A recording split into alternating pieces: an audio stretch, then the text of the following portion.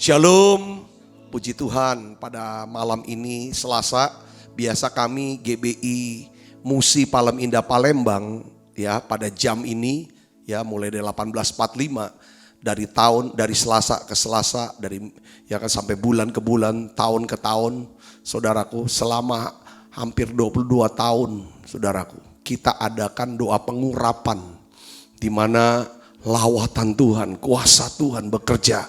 Orang-orang banyak disembuhkan, diubahkan. Saudara, bahkan banyak orang mengalami kelahiran baru. Saudaraku, dan kita melihat tuaian jiwa yang begitu besar. Dan wajah kota ini Palembang itu Tuhan ubahkan. Saya percaya tadi waktu kita doa muji nyembah dari awal, rasakan hadirat Allah begitu kuat. Allah sedang hadir ya kan di tengah-tengah kita. Karena Dia mengasihi kita. Nah, hari ini saya ingin bagikan satu tema penting dalam kehidupan kita sebagai orang percaya, orang Kristen. Ini tema penting, saudaraku. Ya kan, inilah center daripada pesan, daripada Alkitab, pesan daripada Injil, yaitu tentang apa? Kuasa darah Kristus. Kuasa darah Kristus dibicara tentang kasih Allah yang begitu besar kepada dunia ini.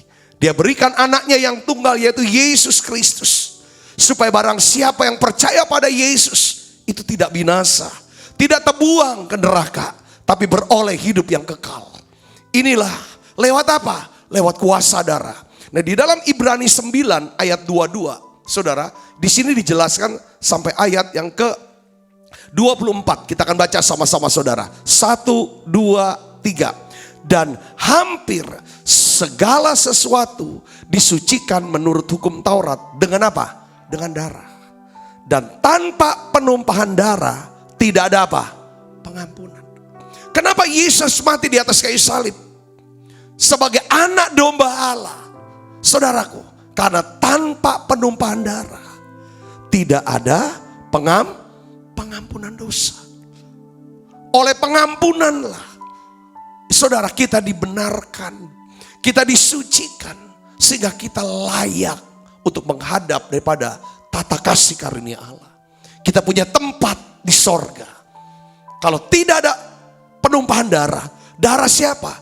Darah orang tidak berdosa, tidak bercacat celah. Yesus, saudara, itulah penggenapan daripada apa? Hukum Taurat. Di mana dalam hukum Taurat dikatakan segala sesuatu disucikan, baik orang yang berdosa maupun benda-benda disucikan oleh apa? Oleh darah. Tapi bukan darah manusia, tapi darah binatang. Binatang tidak bercacat dicari. Dan itu adalah gambaran daripada apa? Yesus, anak domba Allah. Darahnya menyucikan daripada setiap hidup kita. Perhatikan ayat 23, kita baca sama-sama. 1, 2, 3. Jadi segala sesuatu yang melambangkan apa yang ada di surga haruslah ditahirkan secara demikian. Tetapi benda-benda sorgawi sendiri oleh persembahan-persembahan yang lebih baik daripada itu. 24. Sebab Kristus bukan masuk ke dalam tempat kudus buatan tangan manusia, yang hanya merupakan gambaran saja dari yang sebenarnya. Tetapi Alkitab katakan apa? Ke dalam surga sendiri. Untuk apa? Menghadap hadirat Allah guna kepentingan kita. Saya mau jelaskan ayat ini adalah yang sangat penting, saudaraku, buat kita semua. Ayat ini Ibrani pasal 9. Ya, memang baca Ibrani itu kitab Ibrani, kitab di mana sebenarnya untuk orang Ibrani, orang Yahudi, saudaraku, yang mengerti tentang hukum Taurat. Dan kitab ini untuk menjelaskan segala sesuatu aturan hukum Taurat. Saudara, sebenarnya semuanya sudah disempurnakan, digenapi lewat siapa? Yesus. Nah, kalau kita lihat di perjanjian lama, saudara, ada seorang yang bernama Ayub. Ya saudara, kitab Ayub memberitahukan kita bahwa setan itu bisa menghadap tata Allah. Saudara, di dalam Ayub 1 ayat 6 sampai 12 kalau saudara baca. Ya, kita nggak usah baca ini. Ya kan, setan itu menghadap, iblis menghadap daripada Allah. Untuk apa, saudara? Dia mendakwa Ayub. Mendakwa Ayub di hadapan Allah. Lalu akhirnya atas seizin Allah, lalu iblis mencobai Ayub. Saudara, kita sudah tahu cerita Ayub. Bagaimana dia kehilangan. Yang pertama kehilangan adalah apa saudara? Saudara, yaitu alat untuk menyembah. Ya kan, sesuatu yang bisa digunakan untuk apa? Untuk sembahyang. Yang dia hancurkan, yang dia ambil iblis pertama adalah apa saudara? Segala sesuatu yang melumpuhkan Ayub sehingga Ayub tidak bisa beribadah kepada Allah. Yang diambil apa? Hartanya. Saudaraku, hartanya yang diambil. Saudaraku, yang kedua, anak-anaknya, keturunannya. Yang ketiga, saudara tahu, kesehatannya. Lalu saudara dalam keadaan kesehatan itu apa? Yang diambil apa? Rumah tangganya, istrinya. Saudaraku, meminta Ayub untuk mengutuk Tuhan. Lalu mati. Lalu dia mulai kehilangan semua. Saudara semua, dia tinggal sendirian. Ibu bapak kasih Kristus. Pertanyaannya begini. Di dalam Ayub 1 ayat 6-12 itu katakan, kok bisa ya? Ya kan, bukankah tahta Allah adalah tempat yang suci? Ya kan, mengapa kok iblis ya kan bisa datang menghadap Tuhan di sorga? Saudara, ceritanya begini. Iblis bisa datang ke hadapan Allah karena Adam telah jatuh dalam dosa. Adam penguasa dunia. Adam yang punya akses kepada Allah.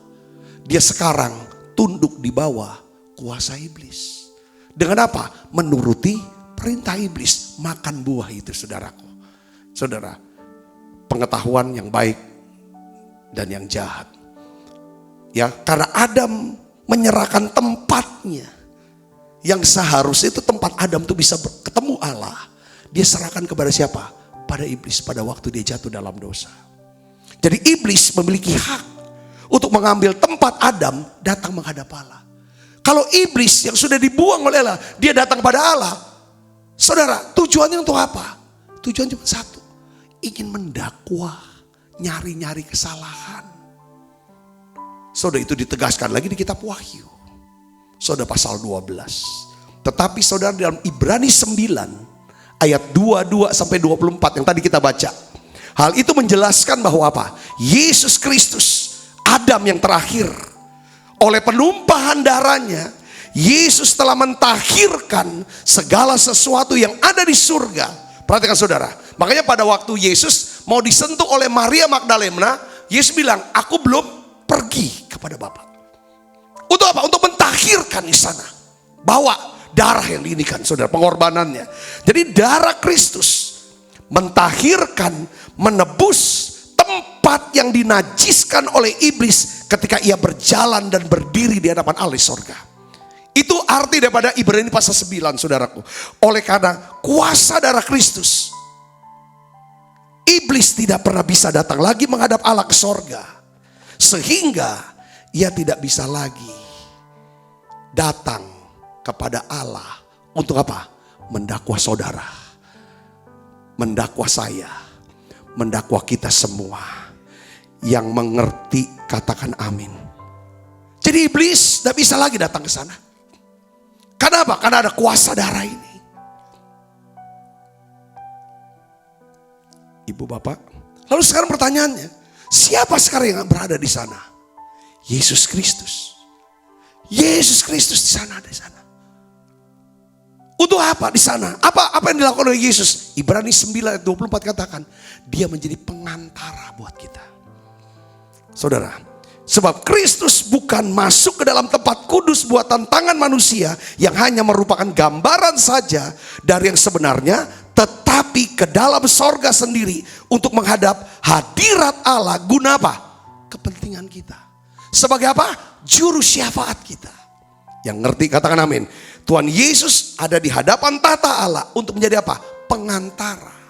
Untuk menjadi apa? Juru syafaat. Buat siapa? Buat kita. Luar biasa. Jadi kalau saudara nih sekarang merasa sendirian, saudara ngalami masa-masa sulit, saudara harus ingat satu hal. Oleh kuasa darah, saudara bukan cuma disucikan, bukan kita diampuni, bukan cuma kita ditebus, tapi kita pada waktu melewati masa-masa sulit dalam hidup kita, kita tahu oleh kuasa darahnya.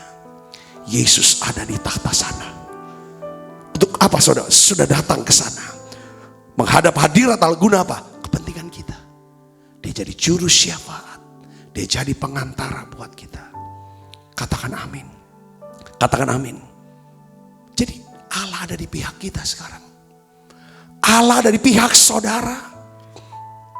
Kalau Allah ada di pihak kita, siapakah yang dapat menggugat orang-orang pilihan Allah? Allah yang membenarkan mereka. Siapakah yang akan menghukum mereka?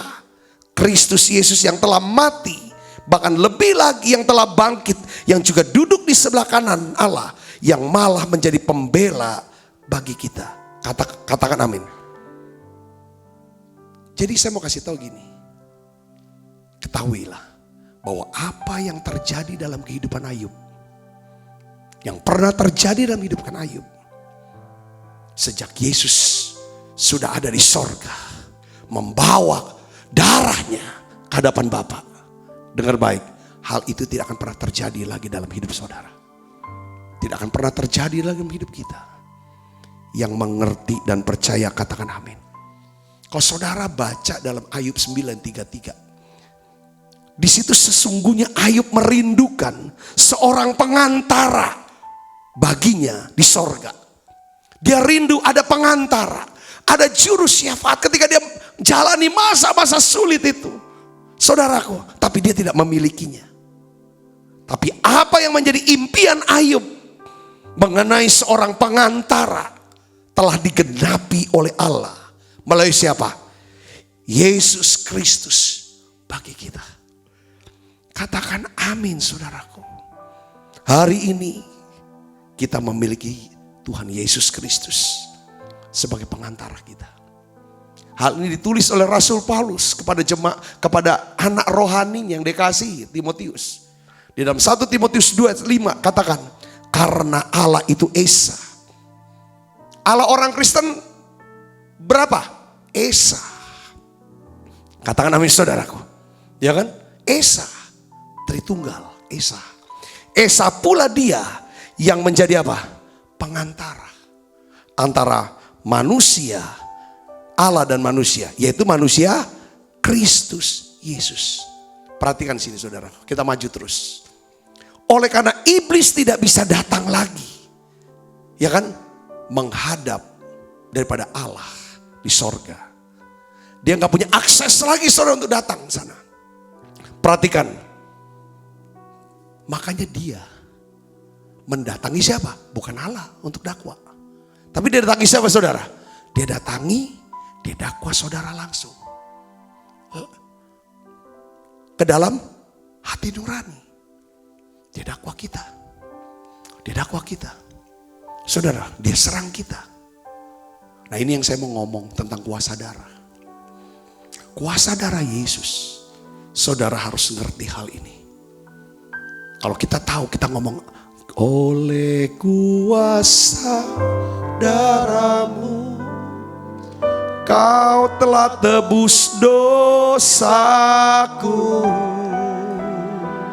Kekudusanmu melingkupiku. Kasihmu mengalir memulihkan hidupku. Sungguh besar anugerahmu, kau selamatkan hidupku. Ku menjadi ciptaan yang baru oleh kuasa darahmu. Iblis tuh ya, sekarang dia gak bisa datang ke Allah untuk dakwa kita, untuk ngadu gitu loh, untuk supaya Allah tuh marah kita, benci kita. Gak bisa. Karena ada darah. Tuhan sudah kuduskan semua tempat-tempat yang najis yang pernah datang iblis oleh darah Yesus. Dan sekarang iblis gak punya akses sana. Yang ada cuma Yesus.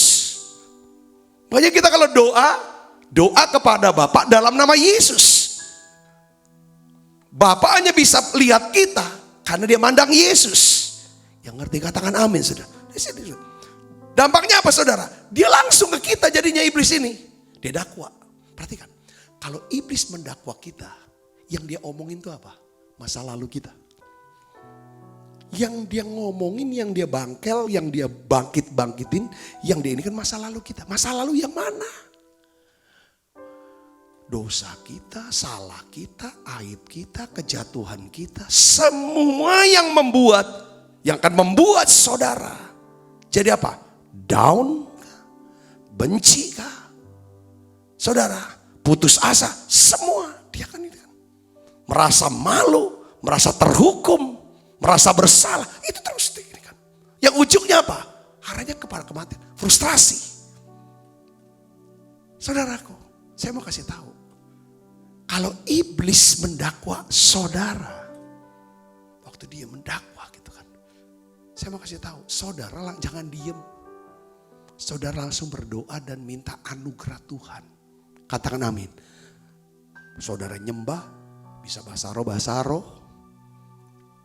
Lalu kuatkan diri, lalu saudara ngomong gini, iblis. Kasih tahu oleh kuasa darah, kita ini jadi ciptaan yang baru. Yang lama sudah berlalu, semua sudah dihapus. Katakan amin, saudara. Kita ini punya masa depan. Masa depan kita penuh pengharapan. Katakan amin, saudara. Kalau dia ingatkan kita akan masa lalu kita yang gelap, yang kelam, saudara ngomong, ingatkan iblis akan masa depannya kemana? Kalau masa depan kita ke sorga, masa depan dia terus turun ke bawah. Katakan amin. Jangan diam, lawan. Saudara punya kuasa, saudara punya otoritas. Kalau dia terus mendakwa saudara tentang masa lalu, ingatkan dia masa depan dia. Kalau dia ingatkan kita terus masa lalu kita, ingatkan dia masa depan dia.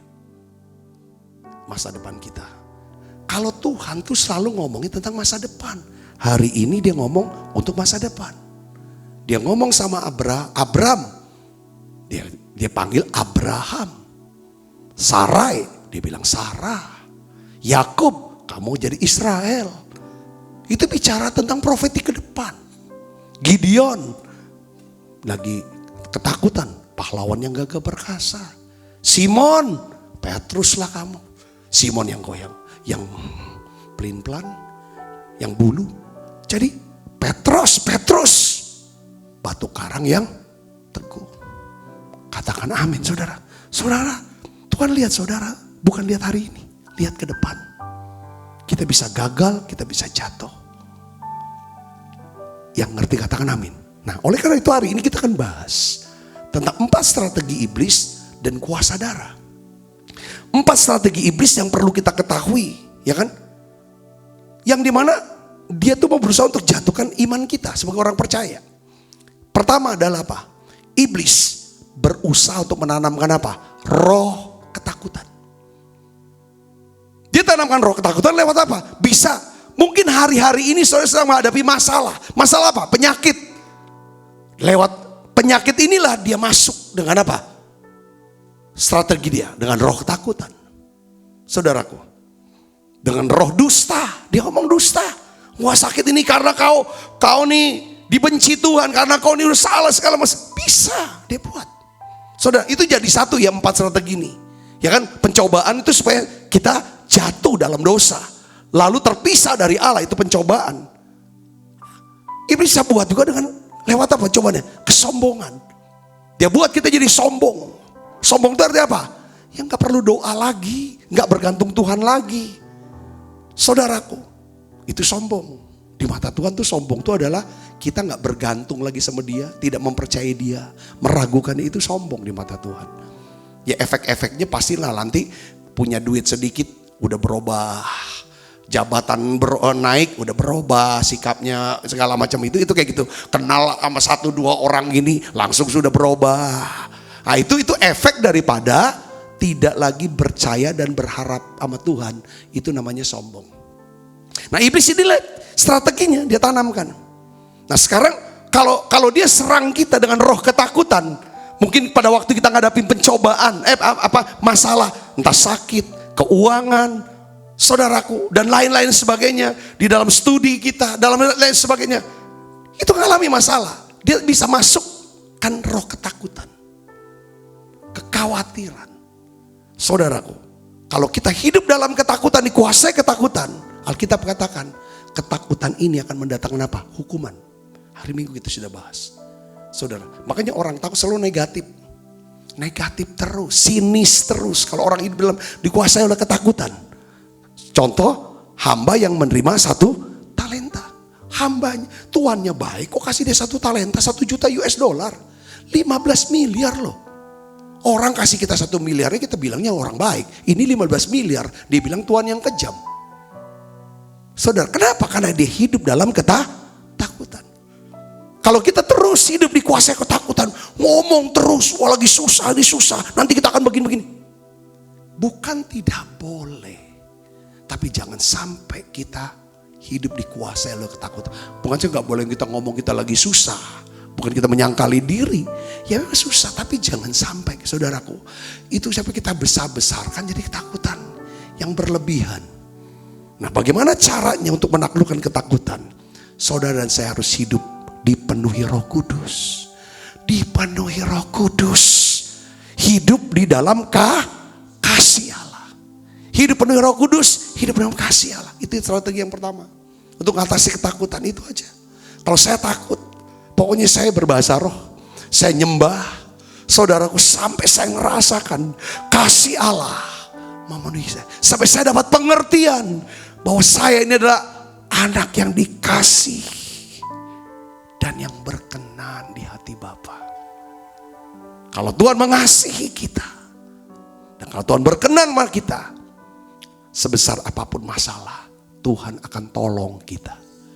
Jadi kita bisa patahkan ketakutan. Yang kedua, roh dusta. Dia dusta, dia bisa dusta kita. Saudaraku, dia omongin yang enggak, enggak sesuai dengan fakta, yang belum tentu bisa terjadi. Saudaraku, dia suruh kita untuk terus berdusta, hidup di dalam dusta. Menyangkali keadaan, membohongi diri sendiri, dan nyangkali kenyataan.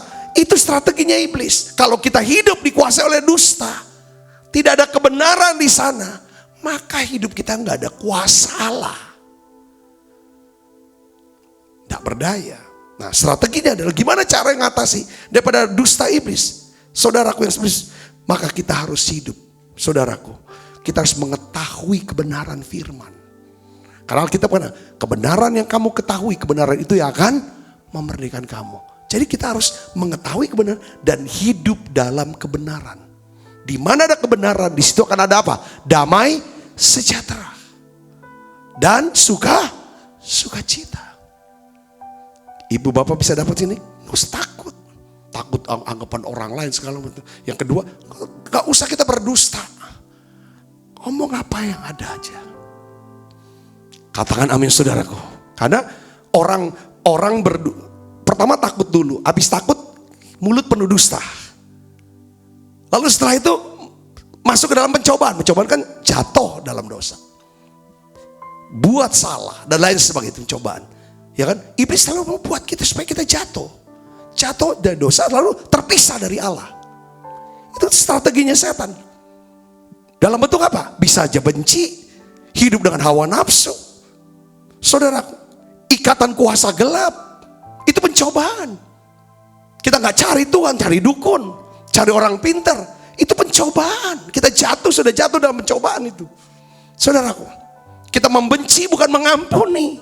Kita sinis, pikiran terus negatif, kita simpen terus, salah orang. Kita pegang terus, saudaraku, pegang simpen terus. Saudara, nah ini pencobaan. Kemarin saya nonton saudara satu video. Rupanya tuh di Afrika tuh orang kalau mau nangkep monyet zaman dulu, itu dia pakai kendi, saudara, kendi diisi kacang. Saudara, kendinya lehernya tuh agak kecil gitu saudaraku, kecil ya. Terus ininya gede, dalamnya gede. Ada kacang gitu saudaraku. Ditaruh kendinya diikat di pohon. Lalu dikasih tahu ada kacang di situ, saudaraku. Jadi ditaruh sore. Malam lah, sore gitu kan. Nanti pagi-pagi saudara, mereka pemburu monyet itu datengin. Di situ ada monyet. Saudara, berapa? Monyet dengan kendi. Tangannya udah masuk kendi. Saudaraku, udah masuk kendi. Saudara tahu enggak? Ya kan? Jadi ketangkep dia. Kenapa monyet itu ketangkep? Tangannya masuk kendi. Karena monyet itu sifatnya apa? Kalau dia udah dapat kacang itu saudara, kacang yang dia dapat, dia pegang terus. Kalau dia lepas, tangannya bisa keluar dari kendi. Karena dia pegang genggam terus itu kacang, sehingga akibatnya apa? Dia terjerat oleh kendi. Sehingga dia gak bisa keluar dari kendi itu. Nah kendi itu diikat. Akhirnya dia, karena kendi diikat sama pohon, dia nyetak ikat sama kendi, akhirnya dia terjerat. Saudara bisa ngerti nggak perumpamaan? Siapa boleh rupanya hidup kita juga gitu. Orang-orang yang serakah, selalu nggak pernah mau kehilangan. Pokoknya ini punya aku, milik aku pegang. Seringkali itu jadi jatuh dalam pencobaan. Nggak mau ngampuni, itu hak aku, harga diri aku, pertahankan. Nggak mau ngampuni, itu yang jatuh dalam pencobaan. Kita perlu untuk menghadapi strategi iblis ini cobaan nih. Cobaan untuk apa? Umpan setan ini umpan kan? Umpan supaya kita kayak monyet gitu loh, udah dapat pertahankan terus deh. Belajar melepas, itu bisa belajar melepas. Saudara dan saya harus menghadap tahta kasih karunia. Orang itu bisa pahit. Kenapa? Karena tangannya genggam terus, pahit. Karena ada yang dia gak mau kehilangan. Belajar. Kehilangan, belajar mengatasi kehilangan. Katakan amin. Sudah ngerti ya sudah? Ada tahta kasih karunia. Dengan kasih karunia, dia akan berikan kekuatan buat kita untuk melewati masa-masa kehilangan. Kadang harus kehilangan harga diri, kehilangan uang, kehilangan orang yang kita semua. Tapi kalau dengan masalah ini kan dampaknya apa? Bisa nyampur nih. Satu kasus, satu masalah yang kita hadapi, bisa kenanya ketakutan, kena dusta iblis, kita jadi berdusta. Kita bisa kena dalam pencobaan ini. Pencobaan itu bisa jadi pahit, kecewa, nafsu segala macam, buat yang enggak. Yang terakhir adalah, saudara, adalah apa? Sombong. Iblis akan jatuhkan. Dia yang 1, 2 bisa aja dalam keadaan yang penderitaan masalah. Tapi yang keempat kita sukses. Mungkin bisa sukses, pada waktu sukses dia hembuskan kita dengan roh kesombongan. Katakan amin. Akhirnya jatuh. Nah, untuk bisa menaklukkan yang namanya kesombongan, kita perlu membangun apa saudaraku? Bangun sikap apa? Rendah hati dan hidup dalam keintiman dengan Tuhan. Katakan amin. Oleh kuasa darah-Mu, Kau telah tebus dosaku. Kekudusan-Mu melingkupiku. Kasih-Mu mengalir memulihkan hidupku. Sungguh besar anugerah-Mu, Kau selamatkan hidupku. Ku menjadi ciptaan yang baru oleh kuasa darah-Mu. Saya sih sangat sarankan, ini kan saya baru ngajar tentang kuasa darah Yesus ini buat saudara, kepada kita semua. Ini baru bagian yang kecil aja saudaraku. Sebenarnya saudara bisa terus belajar dalemin tentang kuasa darah. Itu pembahasan ini, itu bisa 1 bulan saudara. Saya sudah liatin, saya pelajarin segala dari buku-buku dan pengajar segala macam. Ini dalam banget tentang kuasa darah Yesus. Aspeknya tuh luas, aspeknya dalam banget, itu luar biasa. Karena gini, seseorang yang dapetin pewahyuan tentang kuasa darah dan kebenaran akan kuasa darah Yesus ini, saudara tahu kan, bicara tentang darah Yesus, bicara apa? Kasih bala. Kalau kita bisa terapkan, apply His blood in our life, apply, kata apply itu kita terapkan, kita pakai itu. Darah ini saudaraku, Saya yakin kuasa darah ini yang melenyapkan ketakutan. Karena di dalam darah itu ada apa? Kasih. Dia rela berdarah-darah, tumpahkan darah. Itu karena satu kata. Kasih. Dia mengasihi kita. Nah, perhatikan. Oleh kuasa darah, Kristus melucuti iblis. Saudara, apa sih kekuatan iblis? Kebenciannya, dustanya, kesombongannya. Itulah kuasanya. Katakan amin. Makanya gini, orang Kristen tidak boleh merasa dibenci. Orang Kristen harus membangun perasaan dikasihi. Kalau dia ngerti tentang pewahyuan tentang apa? Kuasa darah. Tapi orang-orang di luar Kristus, orang dunia, dia harus bangun dirinya untuk membangun kekuatan. Dia harus merasa apa? Untuk menyatukan, kita dibenci.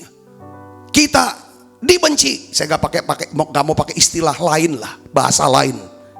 Yang saudara sudah akrab dengan kata itu. Saudaraku, orang dunia membangun. Kita dibenci, kita dikorban, kita tidak disukai. Kita harus gini kan.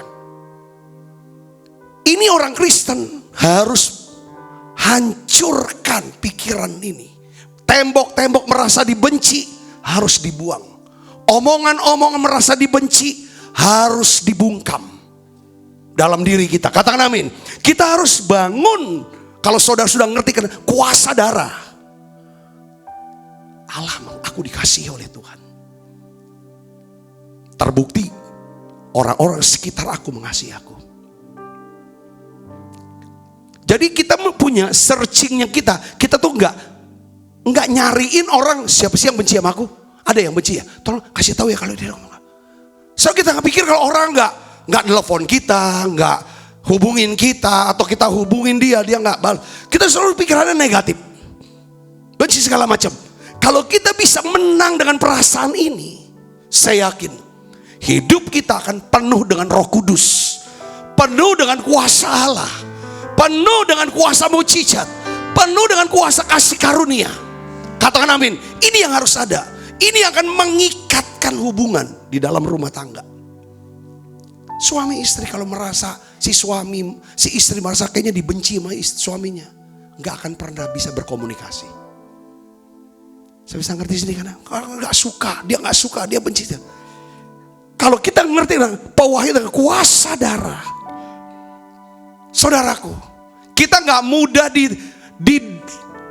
ditipu oleh dusta iblis yang berkata gini, waktu saudara sedang jatuh dalam keuangan, jatuh ekonominya, jatuh sakit, saudara lagi mengalami pergumulan yang berat, saudara nggak mudah-mudah ditipu setan dengan dustanya berkata, Tuhan lagi marah sama kau, Tuhan memang benci sama kau. Kita nggak mudah terima kata-kata itu dari setan. Kita tahu bahwa oleh kuasa darahnya, disuruh tumpahkan darahnya, Allah sudah tumpahkan segala kemarahannya kepada Kristus di atas kayu salib 2000 tahun yang lalu. Lewat penumpahan darah Yesus itu, penghukuman yang harusnya, kemarahan yang harusnya ditumpahkan kepada saudara dan saya, ditumpahkan kepada Kristus. Setelah penumpahan darah itu, Allah udah gak marah lagi sama kita. Gak marah. Kita bukan Allah perjanjian lama. Tapi kenapa Pak hidupku susah? Dengar Paulus, ini rasul kasih karunia yang selalu berkata, hidupnya banyak mengalami pencobaan, kesusahan. Selalu dia bilang, Allah dari pihak aku. Siapa lawan aku? Kita tahu sekarang Allah turut bekerja dalam segala sesuatu untuk mendatang kebaikan. Penderitaan yang kita alami sekarang di zaman ini, ya kan, tidak sebanding dengan kemuliaan di depan. Yang ngerti kata namanya saudara, dia tidak melihat bahwa ketika dia mengalami kekurangan, ketelanjangan, kemiskinan, saudara, kelaparan, dianiaya, dibenci orang, dia nggak melihat bahwa Allah sedang marah, Allah benci dia, maka pakai orang-orang yang benci dia. Dia tidak bisa melihat itu. Dia melihat bahwa Allah yang baik. Karena Allah itu Allah yang mengasihi dia. Karena Allah mengasihi dia, Allah di pihak dia. Ibu bapak, ini pewahyuan tentang apa? Kuasa darah. Ini perlu ada di tengah-tengah kita. Kita perlu punya ini, saudaraku. Kalau ini ada, imun sistem kita itu terus meningkat. Baik secara rohani, gak mudah-mudah kita, saudara, ditipu oleh iblis dengan dustanya. Saudaraku, dengan ketakutan, dengan pencobaan, dengan kesombongan. Enggak. Ibu bapak dapat poin saya gini, katakan amin. Amin, saudaraku. Nah sekarang secara cepat kita melihat tentang kuasa darah. Ya saudaraku, ada 5 titik pencurahan darah Kristus di dalam tubuhnya. Di mana setiap titik itu mengandung kuasa dan berkat Tuhan bagi hidup kita. Saudara, kita lihat di sini. Ya, pertama apa? Darah Kristus dicurahkan dari apa? Punggungnya. Saya bayangin bagaimana caranya darah itu dari punggungnya. Kita kenal dengan istilah apa? Bilur-bilur Yesus. Bilur-bilur itu adalah daging campur darah yang keluar berserakan ketika tentara Romawi mencambuk punggung Yesus. Ya, 40 kurang 1 dicambuk.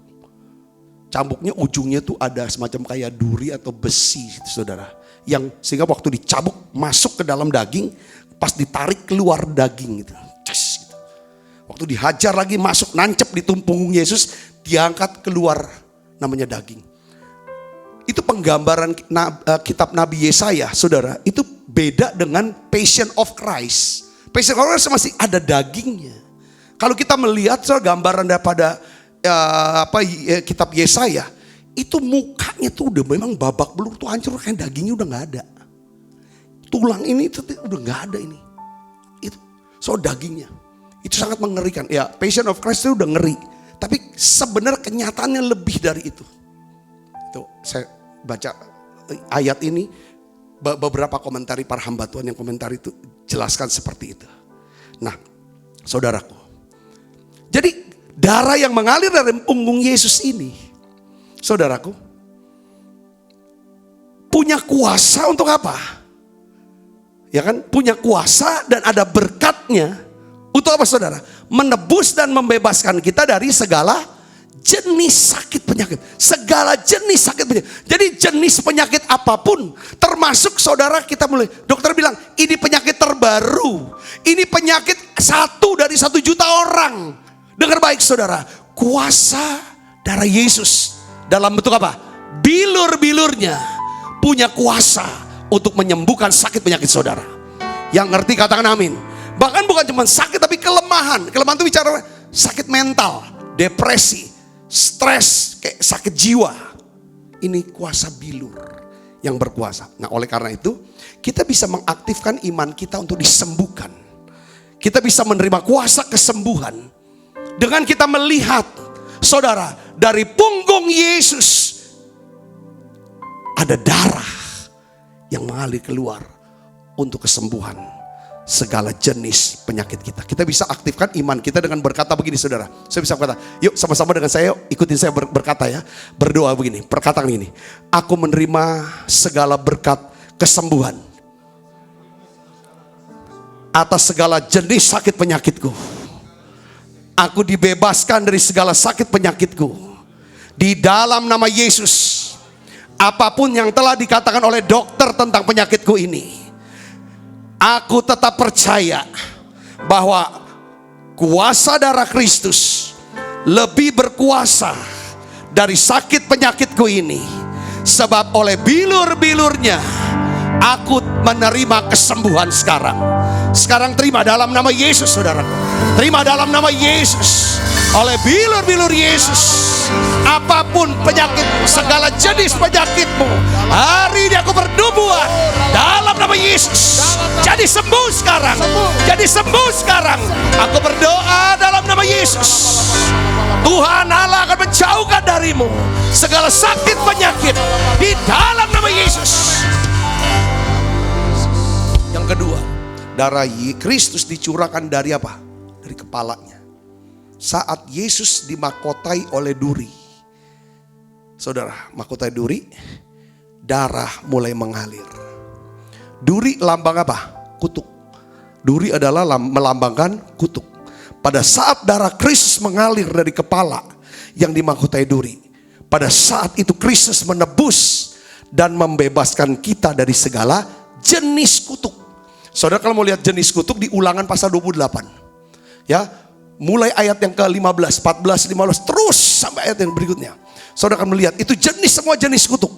Kita perlu tahu juga, saudaraku, segala jenis kutuk yang kita nggak duga. Kita perlu juga lihat jenis kutuk itu apa. Dengar baik, saudara, bahwa pada waktu darah mengalir dari kepala, waktu dia dimahkotai duri, disitulah Tuhan sedang menebus kita dari apa? Kutuk. Ya, kenapa duri lambang kutuk?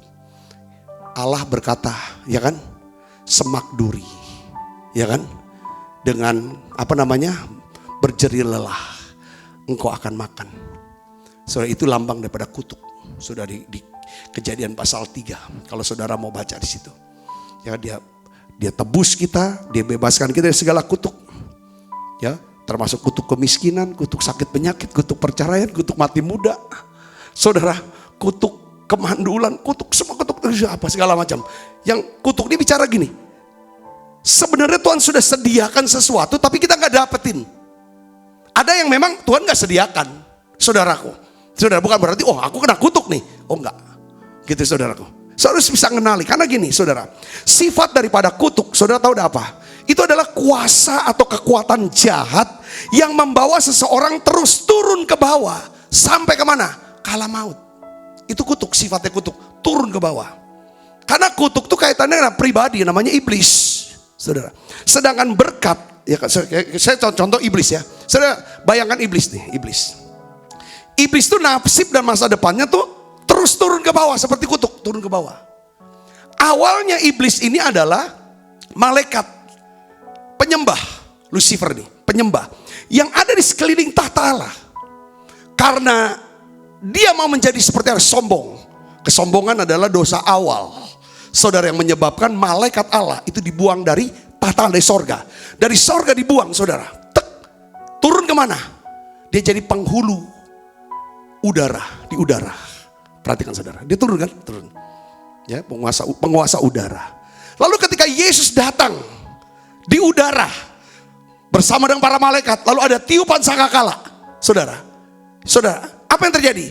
Iblis, penguasa udara, turun ke bumi. Jadi apa? Antikristus. Dia berkuasa. Perhatikan. Lalu gereja Tuhan diangkat. Orang percaya ngalami pengangkatan ke surga. Roh Kudus. Perhatikan. Ketika pada waktunya selesai, awal daripada pemerintahan kerajaan 1000 tahun, Yesus bersama dengan saudara dan saya, orang-orang tebusannya, itu datang mau turun ke bumi untuk memerangi antikristus. Apa yang terjadi? Iblis harus turun lagi ke bawah, di bawah bumi. Yaitu apa? Masuk ke dalam lubang tanpa dasar. Saudara baca di kitab Wahyu. Jadi jalannya itu turun terus. Neraka itu di mana? Bukan di atas, di bawah. Surga dari mana? Ada di atas. Jadi kutuk itu sifatnya apa? Turun ke bawah. Turun. Jadi Yesus, kuasa darah Yesus, itu menebus saudara. Apa yang terjadi? Kutuk ini. Supaya kita enggak turun terus ke bawah. Tapi justru kita bisa naik ke atas. Amin. Berkat adalah kuasa dan kekuatan Allah yang membawa seseorang terus naik ke atas, dipromosi, naik terus sampai kemana? Ke surga. Katakan amin. Kristus mencurahkan darahnya karena dimahkotai duri. Ya, dia tanggung semua kutuk kita, jenis kutuk apapun yang bawa kita turun, supaya kita bisa hidup dalam apa? Dalam berkat dan hidup dalam kelimpahan. Katakan amin. Saya mau saudara aktifkan iman saudara. Iman untuk hidup dalam berkat dan hidup dalam kelimpahan. Saudara mau hidup dalam berkat? Katakan amin. Orang hidup dalam berkat itu senaik. Dimulai dari kehidupan rohaninya naik. Saudaraku, ya kan, kehidupan rohaninya naik terus. Punya dampak yang besar. Untuk nama Tuhan dipermuliakan.